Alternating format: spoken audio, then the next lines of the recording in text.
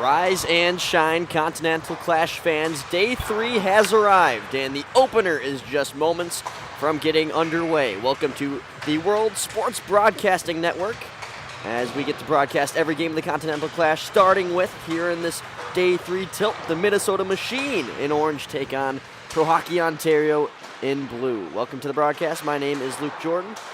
Alongside producer Anthony Lunn, we should be in for a day full of hockey, and before we get to all the action, we're going to send you to a couple commercials, and then we will be right back.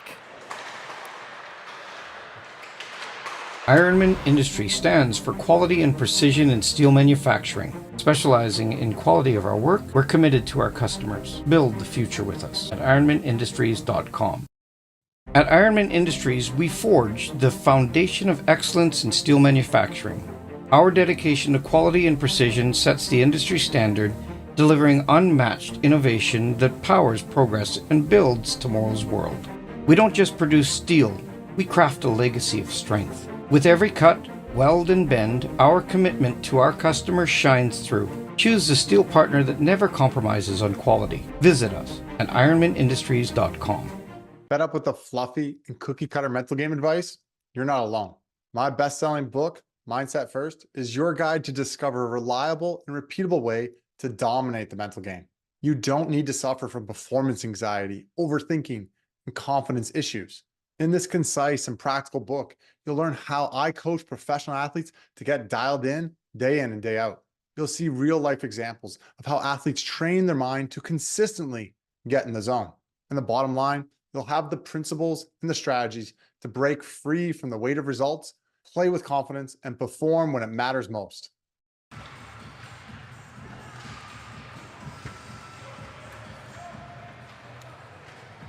So here we are, Minnesota Pro Hockey, as mentioned prior. Minnesota 3-1-0 in this tournament, trying to really secure a playoff spot with this victory this morning. If not that, they do play later at 3 p.m. versus the North American Young Guns, who have struggled in this tournament. For Pro Hockey, it's practically win or go to consolation. Not many teams are going to make, or not if any teams are going to make the playoffs at a 1-5 record. They currently stand at 0-4. They got to win both today and try to sneak into that 16th, 15th, or 14th spot per se to try to be able to play in the round of 16 come tomorrow. Otherwise, they'll be playing earlier in the morning for the consolation games. So we'll now take a look at the starting goaltenders for Pro Hockey. It looks to be Ethan Daw. He had a improved performance last 5-2, but he got his save percentage up from a 650 to a 778, and when you're talking Continental Clash terms, that is not half bad.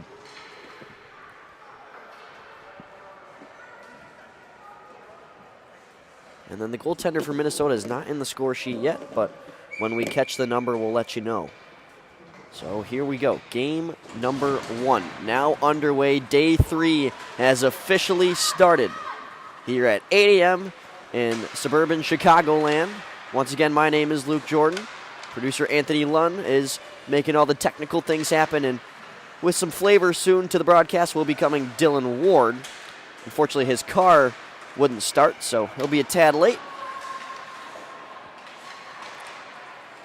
But the show goes on. Here's Nate Consilvio Kim. Pass is in the skates of Asal.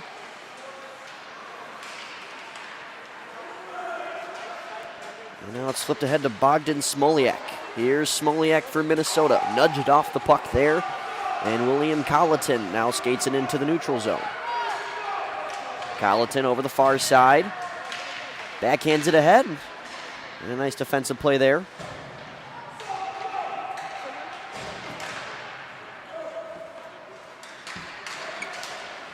Deep pass made ahead to Smoliak. Smoliak slides it across. Opportunity, backhand tuck just misses there from Brock Shiltgen. This is cleared up the near side. Hayden Reynolds is there. Jackson Kunha scored his first goal of the tournament last night. That opened the scoring for Pro Hockey. They only scored 2 in that last night tilt. Here's a 2-on-1 for Minnesota. They shoot, they score! It's Brock Shilchin. Second goal of the tournament and first one of the game overall here at the North Rink as Minnesota takes an early 1-0 lead.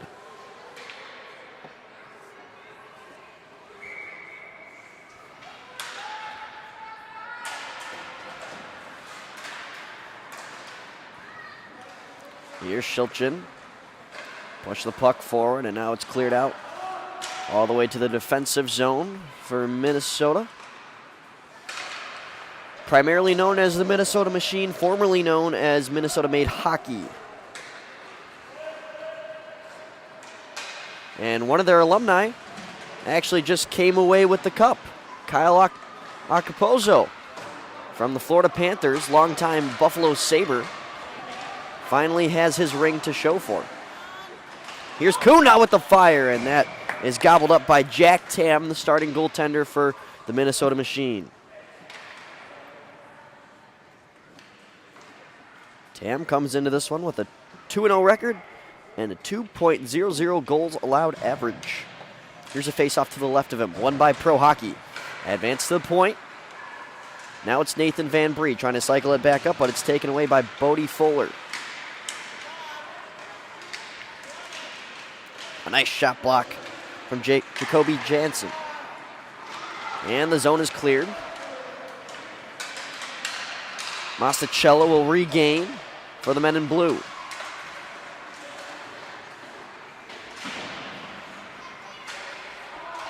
Just kept over the blue by Hensler, and it's sent down to Fuller. Thelen. Kept in by Hensler, sent right back down once again. Fusina sees pressure and tries to reverse it the other way. Deep into Minnesota territory now. Accelerating the speed is Bogdan Smoliak. A team leading 4 assists and 7 points in this tournament. Very balanced attack from Minnesota. No player with more than 7 points, but they're still averaging 5.8 goals per game. And we get a whistle. It's looking like it might be too many men on Pro Hockey.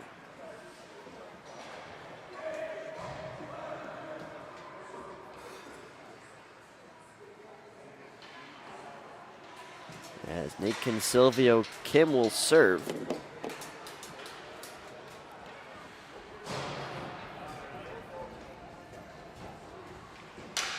And a power play opportunity for Minnesota.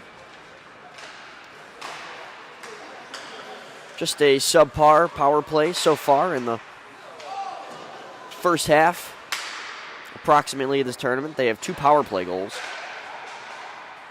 And now they're here in their 5th game. Who leads the league in power play goals? That's the ESH National Selects with 5 power play goals in 4 games, as Daw takes that into his chest and gets a whistle. 22 seconds in to the too many men on the ice penalty. That is on Pro Hockey. Face-off drawn back to Dane Hensler. Hensler. Pass a little bit too far ahead for a Minnesota stick. And now here's Mark Cuffaro. Slid ahead for a Sal. Smoliak's got some hot pressure on him. He's able to escape it.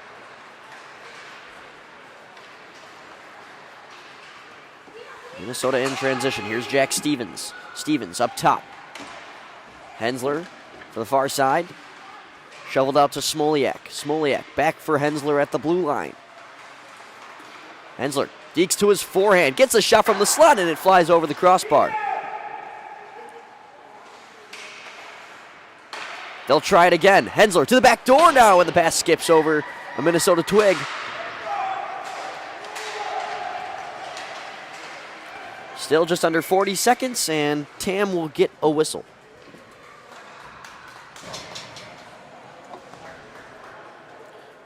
Only goal of the game. Coming in 2 minutes and 32 2 seconds into the first period. It was Brock Shiltgen, assisted from Malachi Peck. Shiltgen's second, and Peck's third assist.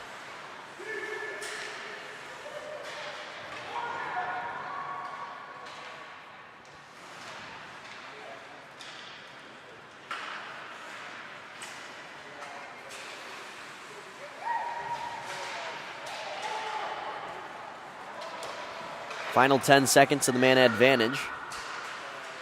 Minnesota just playing space right now, struggling to get into the O-zone, and now we are at even strength. So Pro Hockey able to kill off the penalty there. No sweat.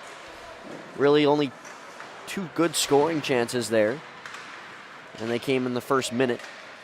Here's a tight angle shot that hit the iron.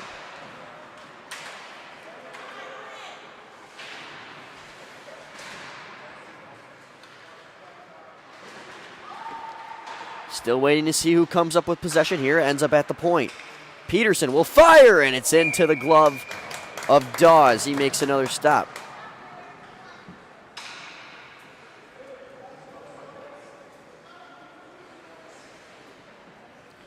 Pro Hockey struggled in the first period last night. 4 goals allowed in the first, but after that they only allowed 1 through the next 2 periods to arguably one of the better teams in this tournament, the Western Selects.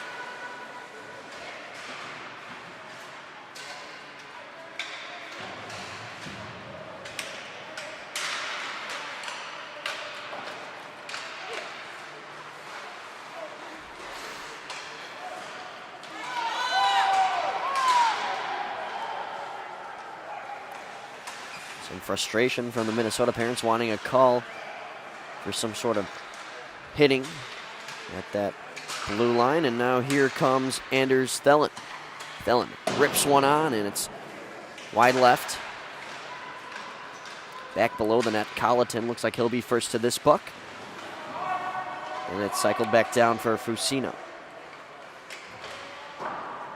Fusina uses the glass, and this puck will not trickle all the way down for icing. A well-played golf shot there from the Toronto natives. And now it's Jack Stevens. Stevens, amidst the pressure, now he finally coughs it up, and he'll regain it now down at the goal line. Stevens to his backhand, beautiful move, and the finish, he scores!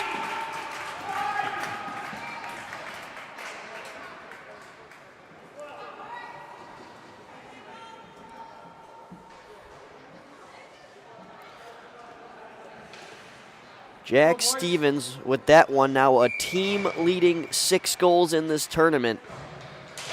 And I haven't seen any of them yet, but I'm sure he's going to like that one a lot. Maybe it's his favorite. This is going to be a trip on Asal, and Minnesota will go right back to the power play once Pro Hockey can get a touch. Or maybe not. Here's Smoliak. Drops back. Extra attacker is out there now, 6-on-5. Fire from the point. Might have got redirected, but either way, Ethan Daw stonewalls that one. And now here comes another power play opportunity for Minnesota, who is 0 for 1 so far early on. There was a too many men call just about 4 minutes ago.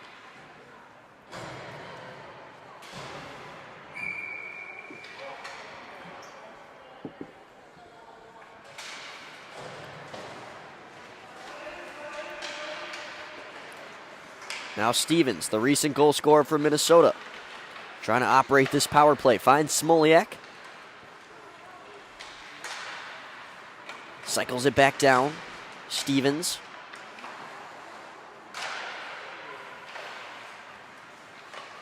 Now Smoliak. With some space, gets it below the goal line. Now here's a sharp angle shot. Stopped there, loose, and Daw looked like he had his glove on it for a moment. Came loose, and ref says, sorry about that. Although the puck was loose, the play was blown dead. 32 seconds expired on the second power play opportunity for Minnesota. Penalties have been an issue for Pro Hockey. 60 penalty minutes, second most in the tournament. Here's a wraparound try. Daw gets his pad there in time.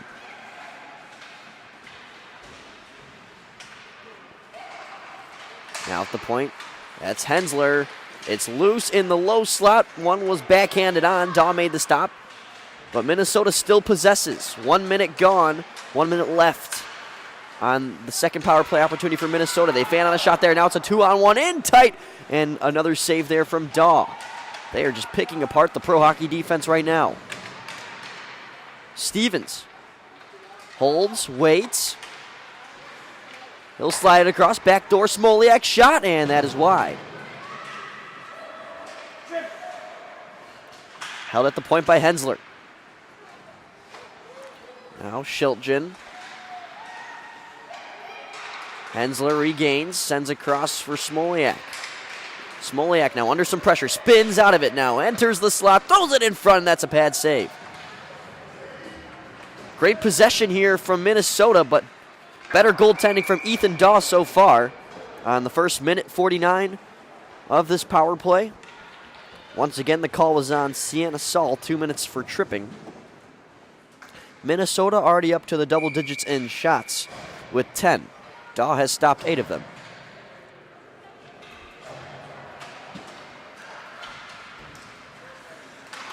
Now from the point, loose in front. Daw makes another stop.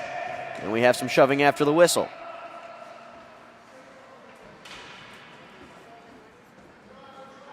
And here comes the man, Dylan Ward.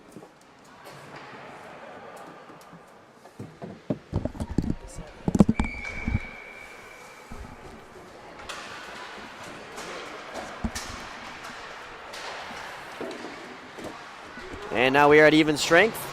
Minnesota, although up 2-0, both goals were even strength, so they're 0 for 2 now on the power play. Hello, everyone. Good to be here. I explained to them the reason. I'm sure they're understanding. Yep. Happens to all of us. There's a shot that rings the iron.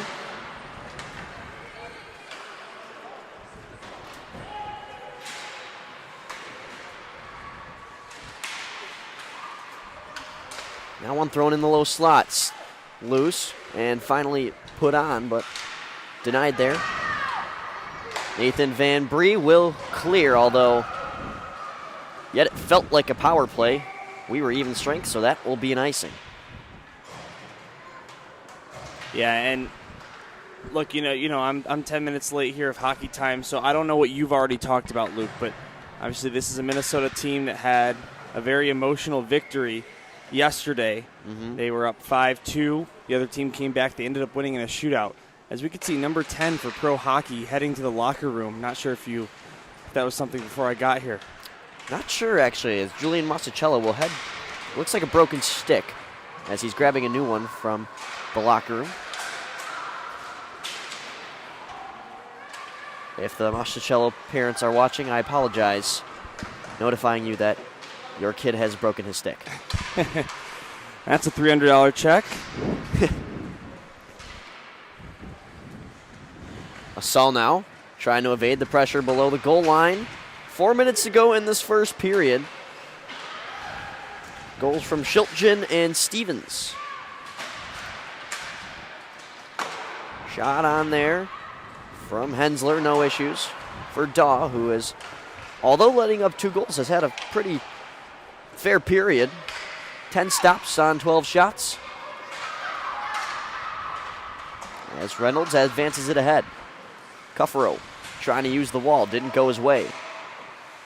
Yeah, Luke, Daw had a pretty good performance in the game that we did. It's just this pro hockey team from Toronto not finding the wins here at this tournament so far, heading into the last day. And I mentioned it earlier, it's basically practically winner, go to consolation. Yeah. And for sure got to win both these games.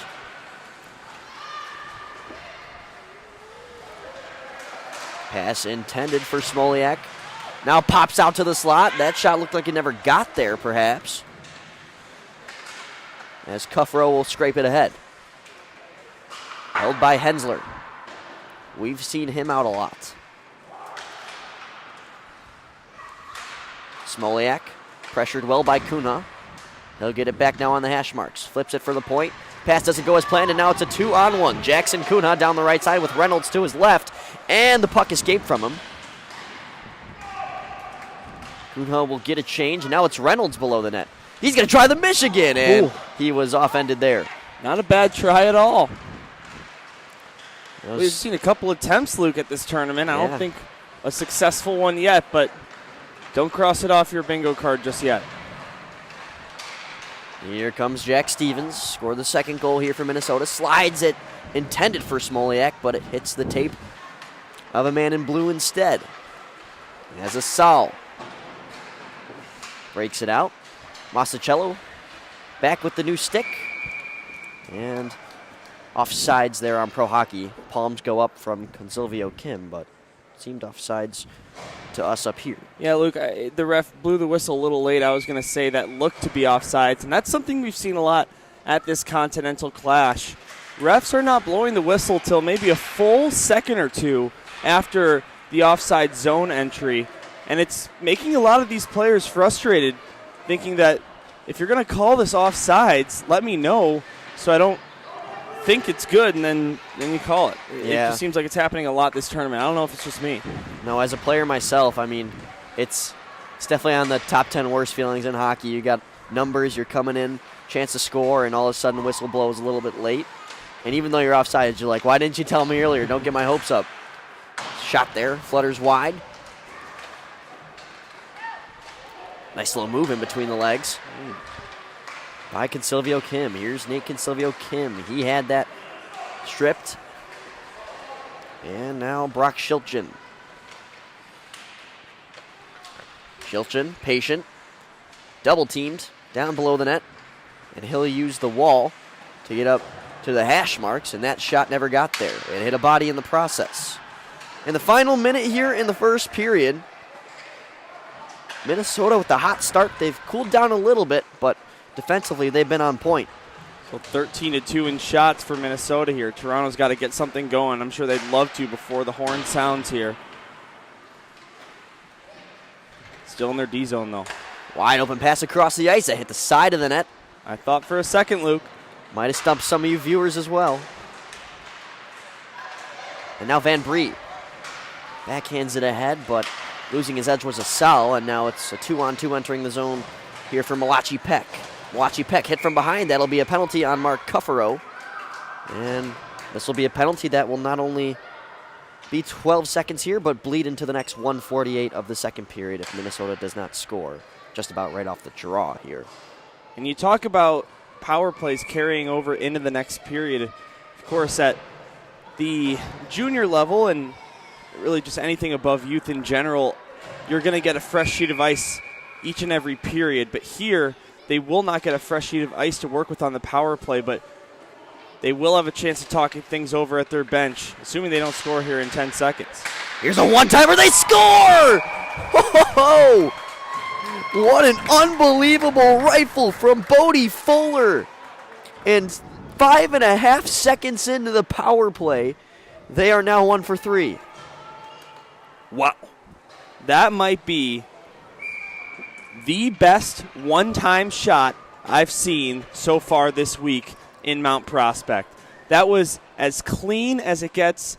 Luke, you and I cover a lot of high school hockey. We're not even really seeing that play much at the high school level here in Illinois. That just goes to show what these kids can bring to the table, especially for these teams that have themselves some pretty good records heading into the final day. That was a snipe off the bar and in and out in a hurry. Very satisfying goal to witness with my own two eyes. Minnesota, 3 goals in that first period, averaging nearly 6 a game, tied for the 4th best offense in this tournament.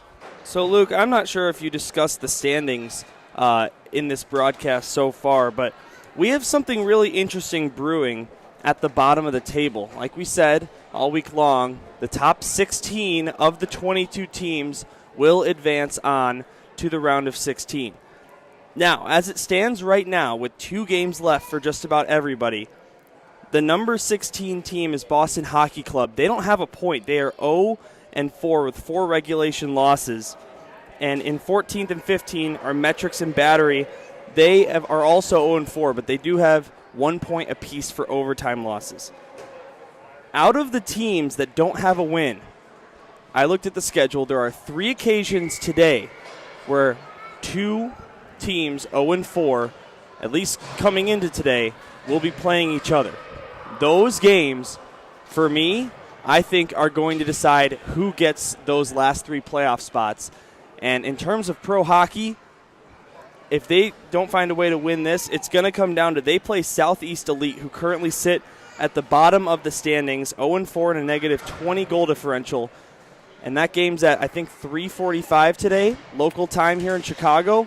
I think that game has a very high chance of deciding who is going to the playoff portion of this tournament and who will be playing in a consolation game instead. No, that's a great storyline, Dylan. I feel like this new playoff format and the clash with all these teams can make, on the last day, I was calling some games last year between 2 and 5 teams. They were really good games, don't get me wrong, but they really had no meaning. Because it was only the top 2 from each of the USA and Canadian divisions, I believe, that moved on to a semifinal, and then after that they'd play a gold and a bronze game.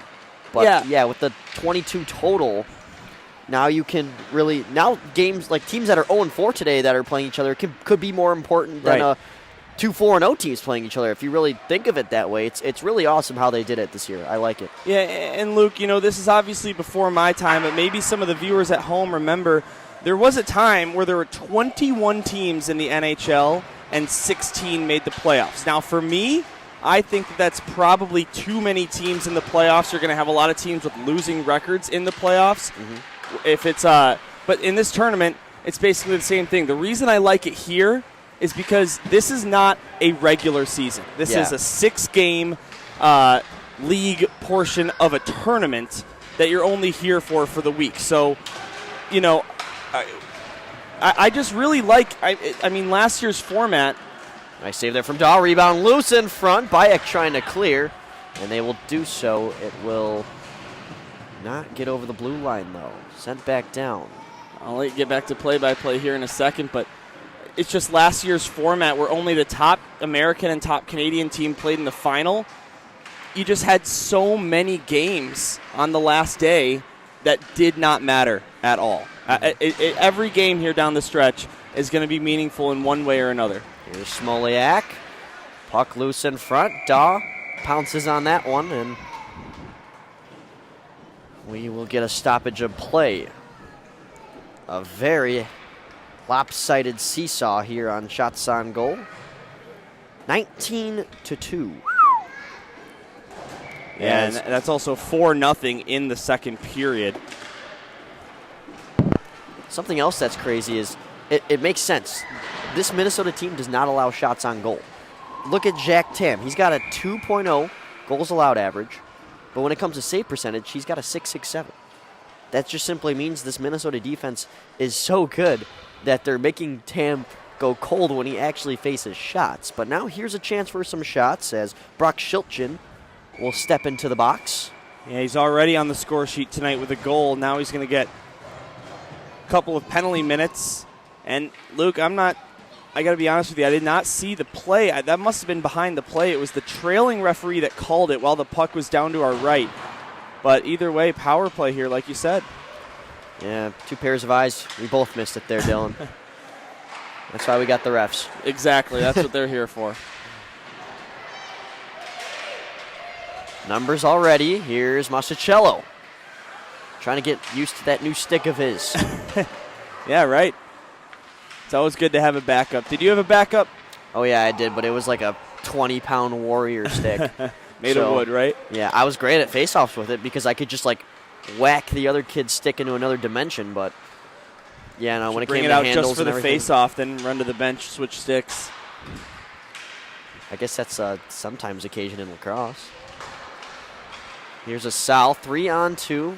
Only 1 power play goal in the tournament so far for Pro Hockey Ontario, one of the struggling power play units here in Chicago. There's Fusina down for Cuffaro. Cuffaro looking for a 2-game goal streak. It won't happen there. Fusina regains. This is the first time we've really been able to see Pro Hockey truly possess, as now Fusina steps in and the puck escaped from his stick. A nice keep by Cuffaro. Down the side of the circle. Can't get a shot off, but a nice stick lift gets it back. Masicello on the backside shot, and it's over the crossbar. Still loose in front. Everybody poking at it, and they score! After a big scuffle, it looks like it was Cuffaro that came away with it. And now the Minnesota lead just a pair as Pro Hockey strikes on the power play. And that's exactly what this Pro Hockey team needed, a goal just like that. Scramble play in front of the net. It wasn't pretty, but at this point you're not looking for anything pretty. You're just looking to get that 0 off the board in exchange for a 1. They did just that with the power play on their third shot. They get a win later. You can talk about goal differential being a huge factor.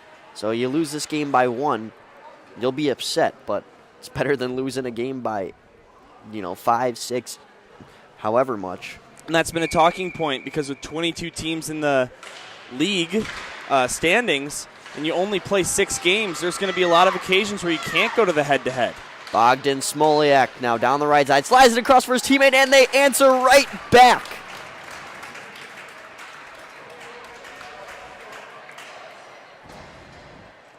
Kellen Wayman, 4th goal. Off of a beautiful assist from Bogdan Smoliak. Yeah, and when Minnesota goes on a 2-on-1 like that, it's dangerous. And, a lot of times you'll see that initial skater take the shot. Passover was the right call there. It's 4-0 on the scoreboard. They have not given Toronto their goal here in Arena. We have it on your scoreboard at the top of your screen, though.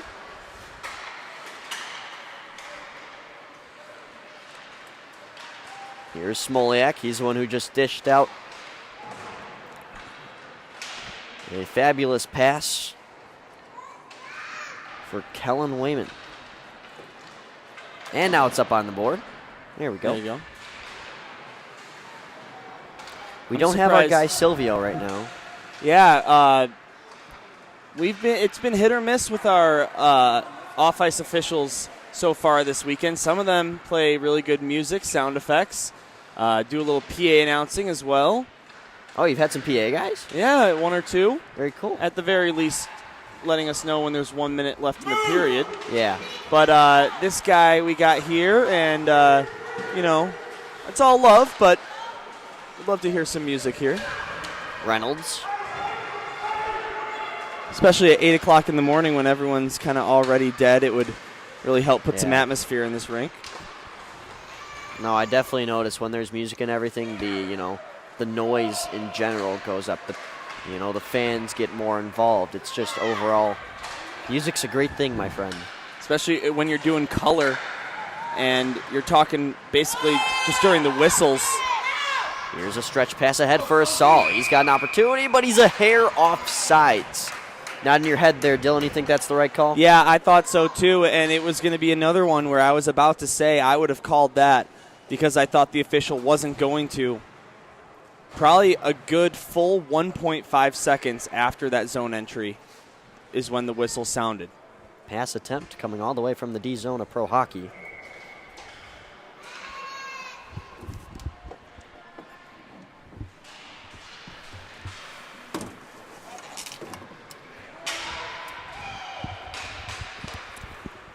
A 4-1 game here as we are slowly inching our way to the halfway mark of the entirety of the game. Thank you, Luke, for my backpack there. Yes. Sorry, I didn't know how to say that without saying it on air, but looks like I just did anyway. All is fine. Board battle near the Zamboni doors. Colleton comes away with it.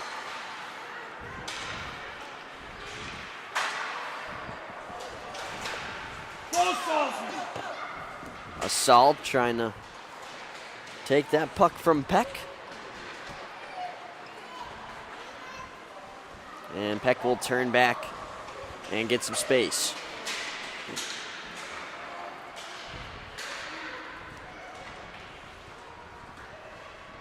You know, I did mention this nugget earlier, but I want you to hear it, Dylan. Yeah, let's hear it. I'm a big One of Nugget the- guy. Arguably the most notable alumni in Minnesota, Kyle Okposo, just won his first Stanley Cup. That's right. And I think he's considering retiring after this season. I don't think he's made it official, but what a way to go out for Kyle Okposo. I think actually 4 former, of course, he used to play for the Buffalo Sabres for a long time, the Islanders as well, but I think I saw somewhere that 4 of the Stanley Cup winners on the Panthers were once Sabres. I'm not sure if that was at the same time, but I'm sure Buffalo fans are saying, why couldn't they have done that on our team? But it's been a tough go for their Buffalo Sabres and their fans. Kyle Okposo, born in 1988, Minnesota primarily known for the team they had. That was birth year 1988. They produced 4 NHL players out of that team. Continental Clash going on back then? I don't think so. I think 2015 seems like the right year. For the first year of this tournament? Yes. Yeah, it But really is a the great brick tournament. was going on. So I'm sure those guys played in the brick in Edmonton. Very cool tournament. I'd love to go out there and see it one time. You know, you have these players, so it's obviously, you know, great talent, but you're in a mall, and it's just such a cool scene. You have to watch it, or you have to be there in person. And there's a 5-hole shot. They score.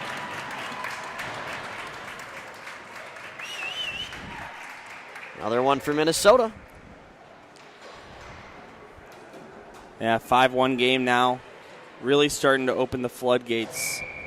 Minnesota Machine, they did lose one game, but they're looking to continue climbing the table here. Came into this game in 11th place with 8 points. Their one loss, or 3-1, but one of those wins being in overtime, so they missed out on a point there. Looks like they're going to get all 3 here, and, well, with an extra game played, move into a tie for 5th with the BC Bulldogs. Only 5 teams that are 4-0 at the top of the standings. And only 4 of those 5 won all 4 in regulation.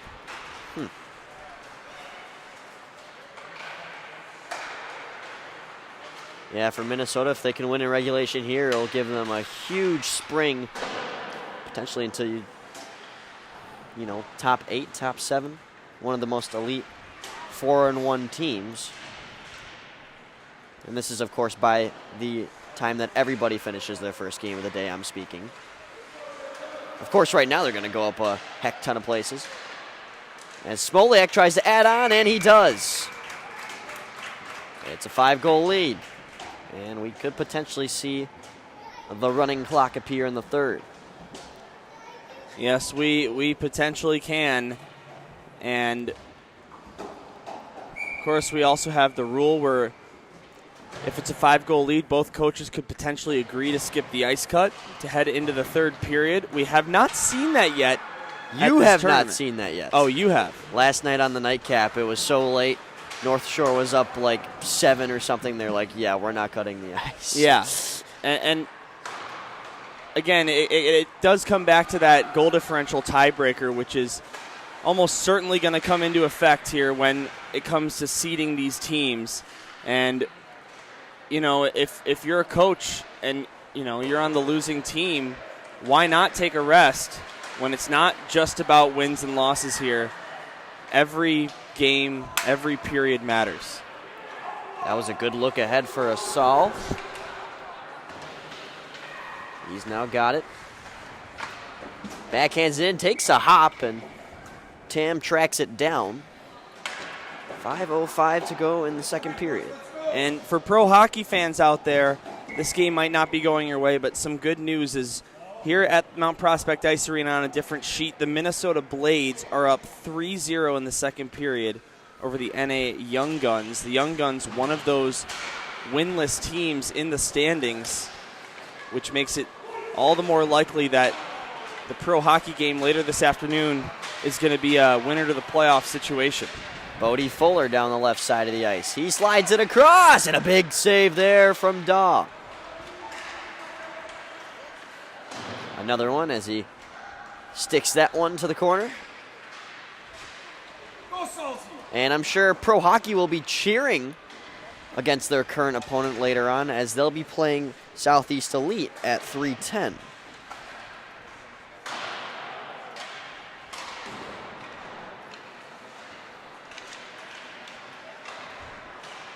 You say Minnesota's playing Southeast Elite? Yes. Gotcha. I thought Pro Hockey was. Never mind, I'm wrong. They're playing the Young Guns is what I meant. Here's a shot, they score. Woo! Roofed it over the noggin of Ethan Daw, and that is another one. Just another nice shot placement. Daw wishing he was a couple inches taller. Me too. Don't worry.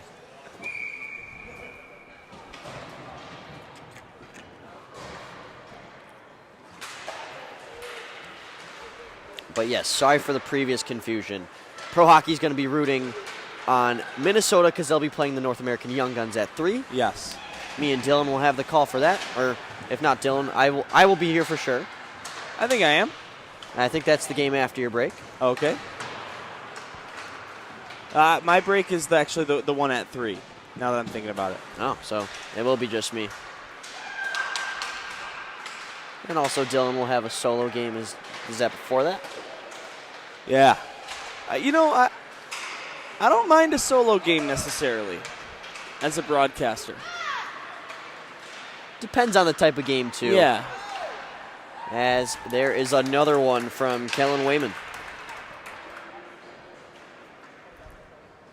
If it's a game like this, you definitely want to have a broadcast partner. Yeah, I was just about to mention that. But hey, if it's tight, there's enough content on the ice to just tell the story by yourself, but I'm sure in the third period we might be talking about what we're going to want for lunch in a couple hours, you know. It is 8-1 here. It says 6-1 on the scoreboard. I've had that a couple times before in the tournament as a player where we're either killing somebody or somebody's killing us, and they just don't put it on the scoreboard anymore because they feel bad. Yeah, PA and DJing is not my usual forte, but a few weeks ago I filled in for a local tournament here in the Chicago area. I did PA, and there was another guy in there doing the clock, and we had a couple 18-0s, and the guy stopped putting it on the board after like 7. Yeah. So, I mean, it's a sign of class. Although I think it is important, keep coming back to that goal differential, but yeah, for sure. It is just... as long as they're putting it in game sheet, that's right. What really matters. It is just going to be very important down the stretch. You can't stress it enough, more so than any other tournament. It's almost all the time you can break ties with head-to-head, and sure, maybe you'll use goal differential when it comes to seeding, but we might be talking about goal differential being the difference of making the playoffs or not. Yeah. It's a huge game later. I'm bummed out we don't have the call for that one. Yeah, me either. We'll be watching the live scores for sure. Or actually, I'll be watching it. You'll probably be eating. Nice little break for you. They did realize that they should have just opened this restaurant, and they did that much earlier yesterday. Mm-hmm. Great restaurant, bar, grill here at Mount Prospect Ice Arena. One of the nicer facilities here on the northern suburbs of Chicago. Opened, 2016? Yes. Less than 10 years ago, so. 2-rink facility until a couple of years after, where the Reapers got their own rink. And if you don't know who the Chicago Reapers are, all it takes is one look at North Shore Hockey Development Academy. Yeah, it's basically all the kids that with team. the black and red pants signifying that. So there's some very good chemistry on that team. I saw it firsthand last night.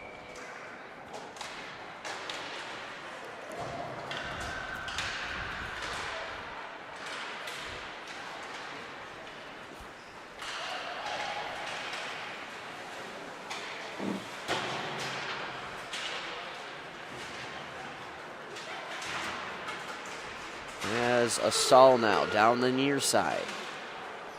Was looking for Cuffrow, ended up behind him. He regains it in the far side corner.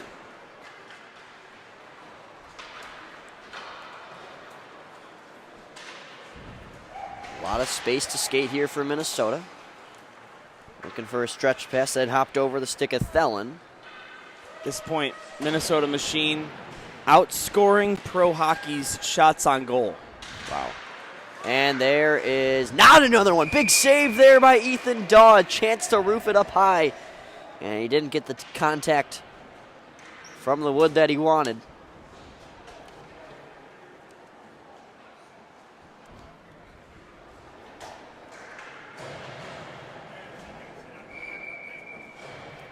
Make that 26 shots on goal now for Minnesota. 8 goals for Minnesota to Pro Hockey's 6 shots on goal, as Dylan mentioned.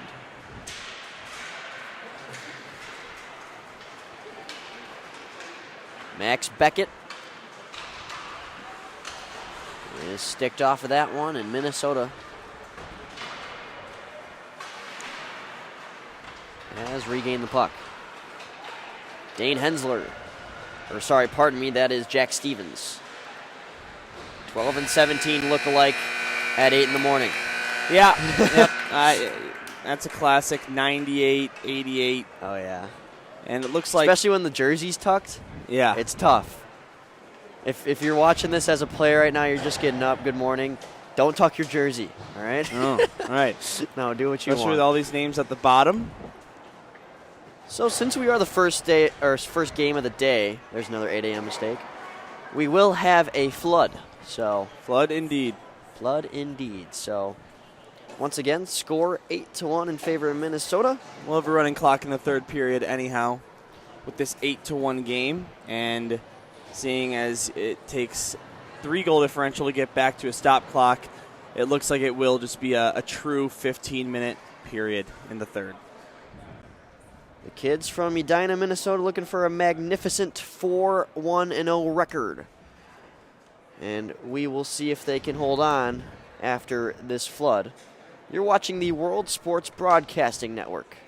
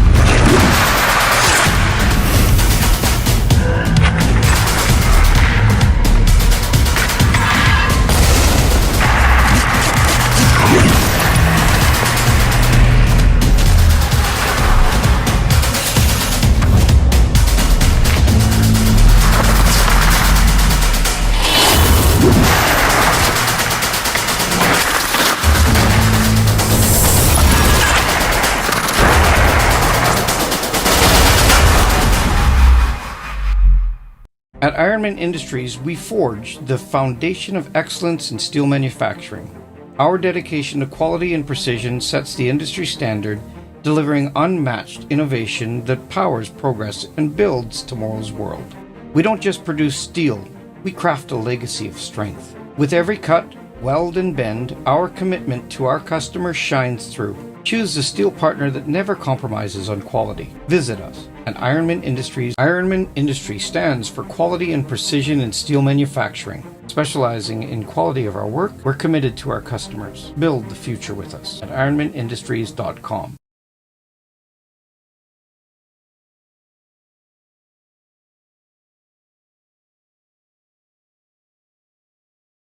Do you want to develop an unshakable level of self-confidence? Then check out my best-selling book, Mindset First. It provides a concise and practical way for athletes just like you to win the mental game. Fed up with the fluffy and cookie-cutter mental game advice? You're not alone. My best-selling book, Mindset First, is your guide to discover a reliable and repeatable way to dominate the mental game. You don't need to suffer from performance anxiety, overthinking, and confidence issues. In this concise and practical book, you'll learn how I coach professional athletes to get dialed in and day out. You'll see real-life examples of how athletes train their mind to consistently get in the zone. And the bottom line, you'll have the principles and the strategies to break free from the weight of results, play with confidence, and perform when it matters most.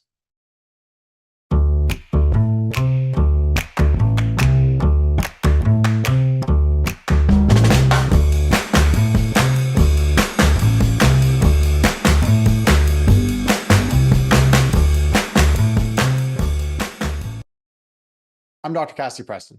My job as a mental performance coach is to help elite athletes just like you to consistently perform at your capabilities. But in order to do that, you need to reliably get in the zone.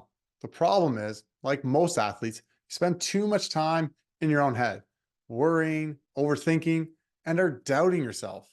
This can be frustrating and discouraging because you've put in all this work to develop your physical abilities. Your mindset is causing you to underperform. Now, I understand that working on your mindset can be difficult and confusing. There's so much cliche advice out there like, don't worry about it and just be positive, which might be the mental state you want to achieve, but it's not the how to. In fact, this fluffy cookie cutter advice often makes things worse. Instead, what you need to do is challenge the status quo and think differently about success and failure. That's why I wrote the best-selling book, Mindset First, to provide athletes like you a repeat and reliable way to win the mental game. I share the concise and practical strategies I use to help professional athletes be at their best day in and day out. This book will help you break free from the weight of results so you can stop spending so much time in your own head and start playing with confidence so you can perform when it matters most. And most importantly, I promise you this, by reading this book and working on your mental game, you're going to have a heck of a lot more fun along the way.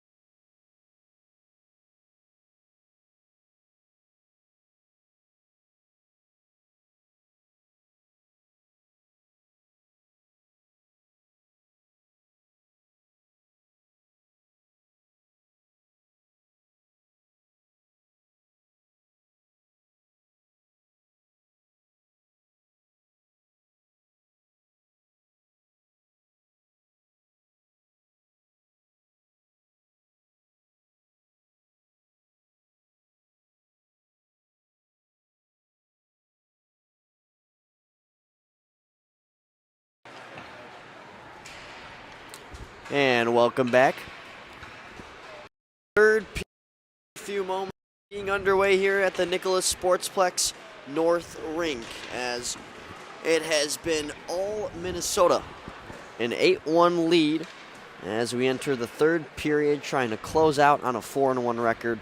Welcome back into the broadcast here on WSPN.TV. My name is Luke Jordan. Alongside me is Dylan Ward, as well as our producer Anthony Lunn is getting everything up on that screen for you.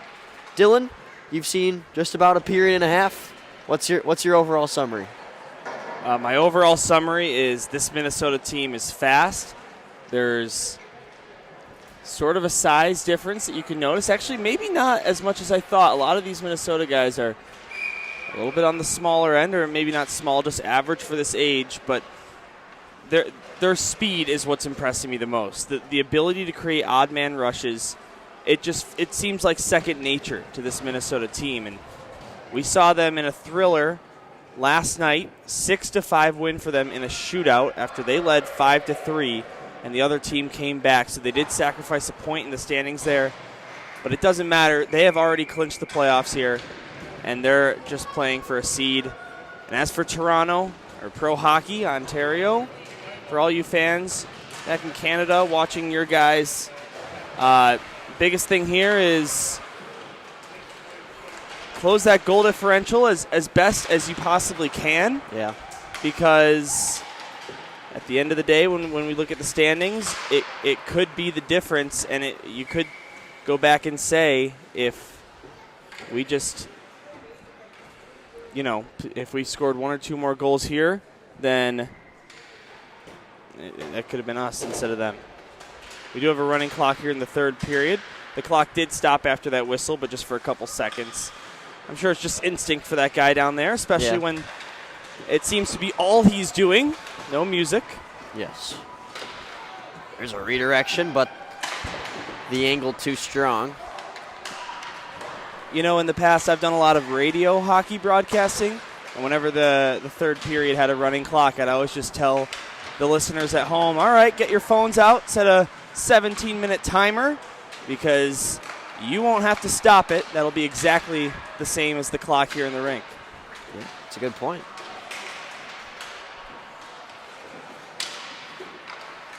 Here's a loose puck, ends up at the back door, and it is shoveled in as Minnesota piles on another one.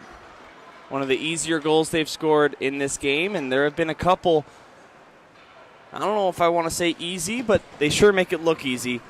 9-1 the score. And at this point in the tournament, Luke, I'm pretty sure we've only seen it, and I'm going to fact check this right now. I think we've seen it. We've seen...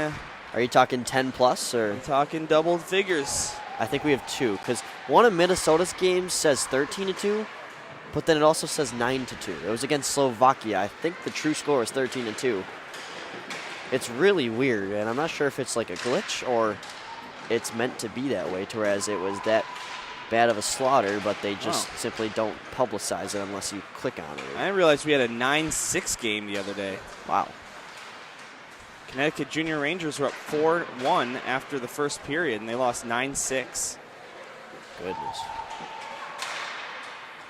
And I know First Class, the team we'll see right after this, they won 10-0 earlier in this tourney. Here's a Sal down the near side. Pro Hockey, like we mentioned, just trying to cut into the deficit. That is the number one goal, realistically. I don't think there's ever been a 9-1 comeback in this tournament. But I'd like to know the last time there was a 9-1 comeback in any hockey game at any level. Yeah. That's a good point. You're not going to see that one very often. Chase Garraway over the blue line.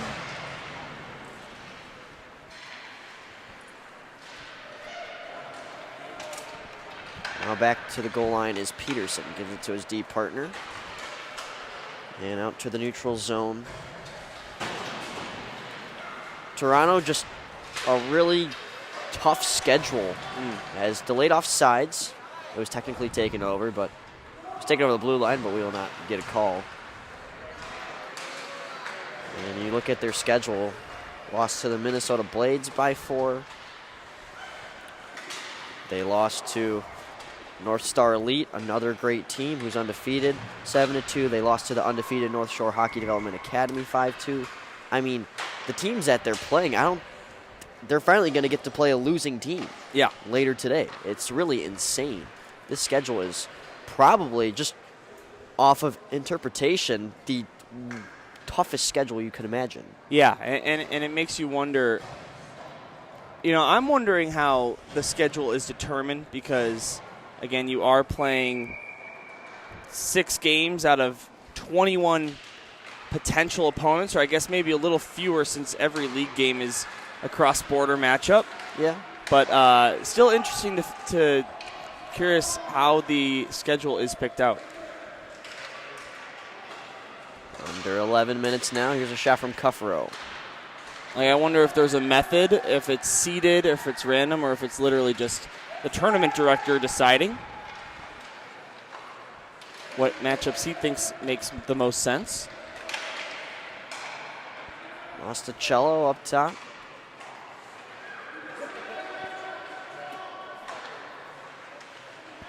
Now it's a Sal. Cuffero. Mosticello picks it up. Mosticello sounds like a type of pasta. Am I crazy? Yeah, especially if it was like a Mosticelli. That's what I'm thinking of. Yes. I knew I wasn't going insane. Maybe only a little bit. Beautiful move, and here comes Logan Gliniani as he is tripped up and will draw a penalty. So there'll be another stoppage of the clock here in the running clock third period. Clock stops for injuries and penalties.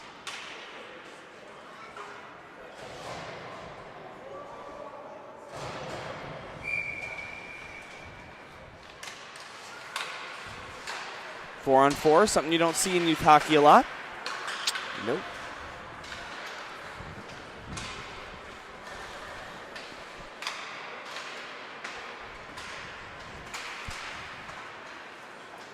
Jackson Canna. 4-0 over there for the Minnesota Blades against the Young Guns. And if you're a pro hockey fan, that's the result that you like when it comes to scoreboard watching, as the team looks for a playoff spot. With 1 game to go after this one, they'll look to be a 1-5 team to make the playoffs, which, again, 6 out of the 22 teams don't qualify. More than possible. And there's a rifle from Dane Hensler. Get the radar gun out for that one. And just like that, Minnesota is in double figures. And Luke, something about you and I getting together for a broadcast and double-digit scores. Yes. Something that I think back to that Glenbrook South versus Carmel game we did when I made that prediction in the first period. Very proud of that one. We got a penalty here against Minnesota. Another one. I guess the goal was scored with 1 second left in the penalty. And because it was a running clock, the penalty is already off the board. So it's interesting. They made him start back in the penalty box for the face-off. And then they dropped the puck and returned to 5-on-5. I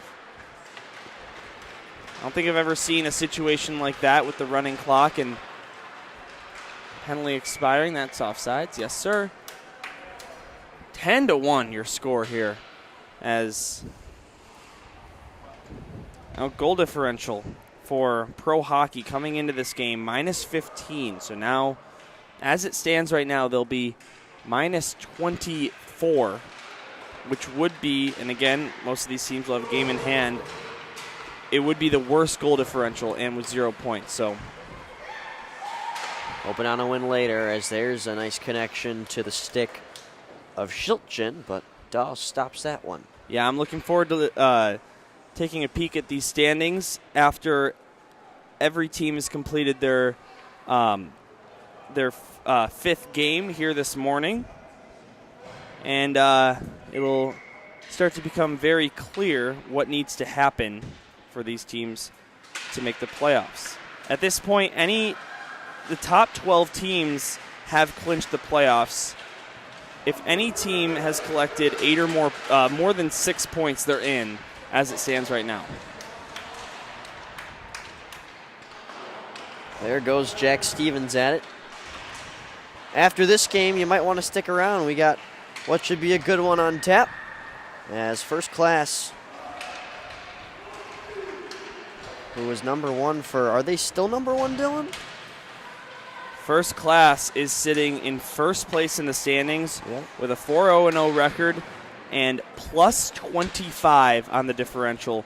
They are outscoring opponents through 4 games, 28-3. And they'll be taking on the Young Kings, who are 3-1, and every game they've had has been a 1-goal game. We looked at that at intermission, Dylan, and we said, wow, I don't think there's any other team in the league who's had every game go to a nail-biter finish. Yeah. As we have a tripping call here on Jacoby Jansen will play on. And amongst those 1-goal games, Luke, that does include an overtime game, which they won. The rest of those decided in regulation.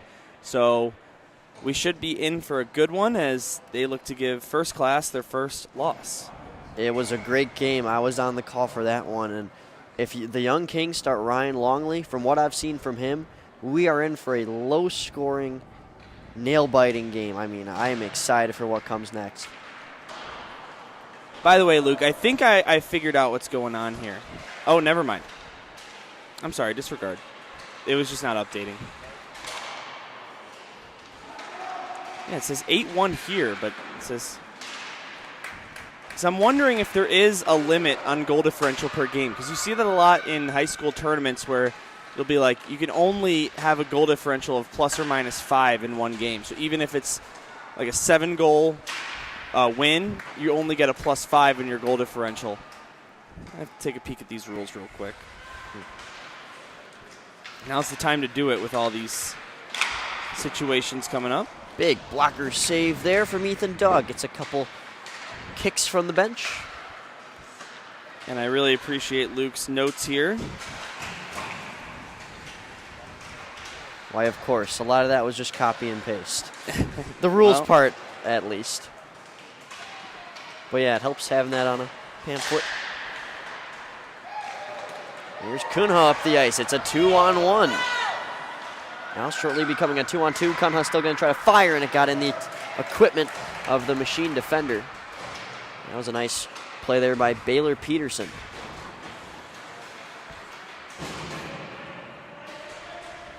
Once again, it's most important for pro hockey to try to get a couple more goals as they look to Reynolds on the backside, patient with it, and the puck escapes from his tape. And now it's taken out. 4 guys were in deep for pro hockey, so it's now numbers. Slid across, and it's ahead of the stick of Gliniani. He's nudged off the wall, and Cuffaro passed too far ahead for the reach of Reynolds.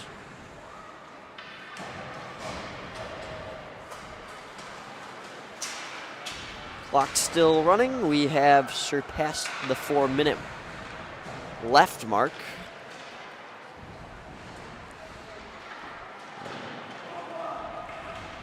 As Jack Tam, goaltender for the Minnesota Blades, looks to move into a perfect 3-0 record.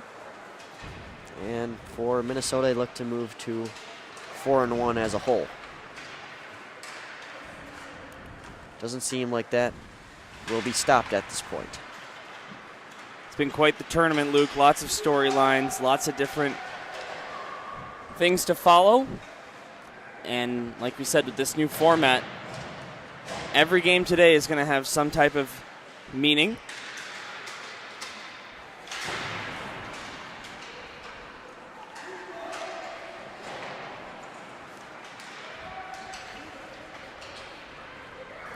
Over the line is Connor Christian.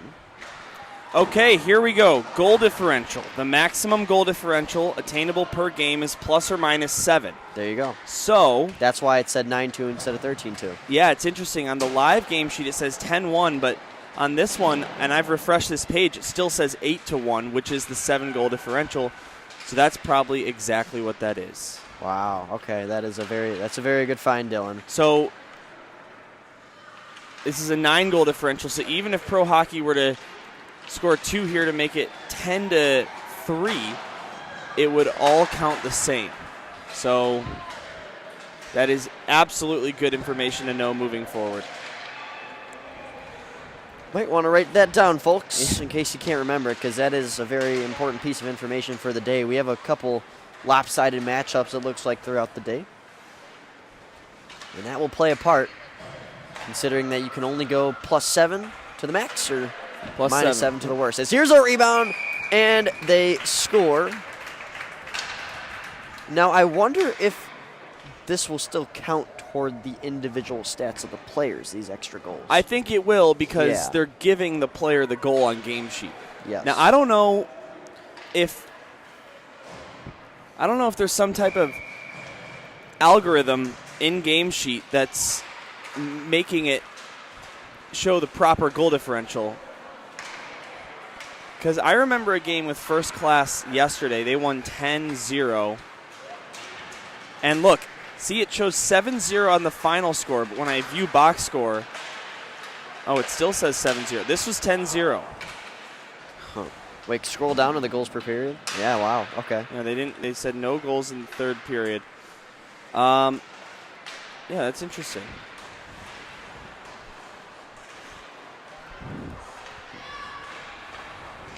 But it's looking here on the game sheet that they gave Stevens his second goal, and it registers, so there's a nice head save. I was going to thread the needle here of the stanchions in the ceiling, but hit the protective netting anyway, so it's not like it would have been any different than if it touched the ceiling. That running clock keeps dripping away here, as it's all but official now for Minnesota. That should have been the last puck drop. Typically within the last 30 seconds, the ref will just call it if there's another whistle. Does depend on the ref, though. Some of the young Kings lined up against the wall, getting ready for their big game, arguably their most important one, trying to disrupt the undefeated record of First Class. That game coming to you at 7:45, but for now, this one has concluded as Minnesota wins 11-1, but goal differential-wise, 8-1. Yep. Either way, it is a landslide victory for the Machine from the state of hockey here in the U.S. Yep, and it's going to come down to that 3:10 game on the center rink here at Mount Prospect Ice Arena. Pro Hockey and Southeast Elite in what is very likely going to determine one of those final 3 playoff spots.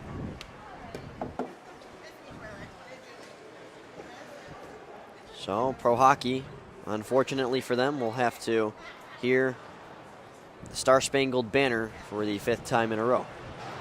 Ouch. They will get there.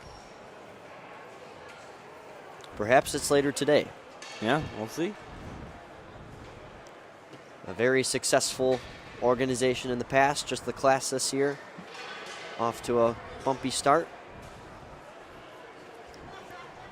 2017 and 2018 champs of this tournament.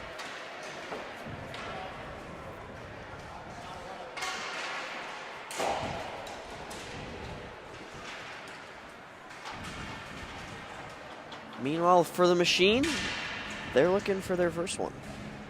Here comes the Star Spangled Banner.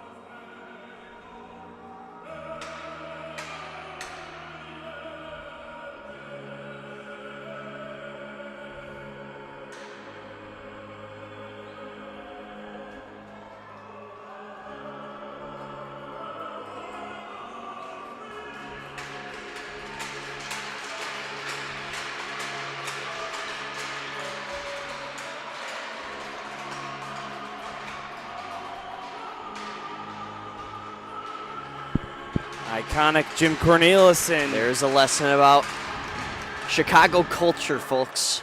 That man right there, Chicago Blackhawks anthem singer. Although it was pre-recorded, of course. Yeah. Still he didn't electric make as an always. appearance. Really is. So once again, final shots on goal, 33-8 favoring Minnesota. They score on 1 out of every 3 shots there, putting 11 into the net, but into the leaderboards, they will really truly have an 8-1 victory. So nonetheless, they're still +7, and they have more hockey to be played. One more pool play game, and that's at 3 p.m. here on this rink against the North American Young Guns. And for pro hockey, they're 3:10 at the center rink. As Dylan mentioned, that'll be an important tilt there. Yep, and all these games today will be important here down the stretch. So looking forward to seeing how the standings look after we are done with play today. And it should be an exciting playoff portion of this tournament starting tomorrow. So we thank you for tuning into this broadcast. We hope to see you for the next one between First Class and the Young Kings. You're watching for Anthony Lunn and Dylan Ward. My name is Luke Jordan, signing off for now on the World Sports Broadcasting Network.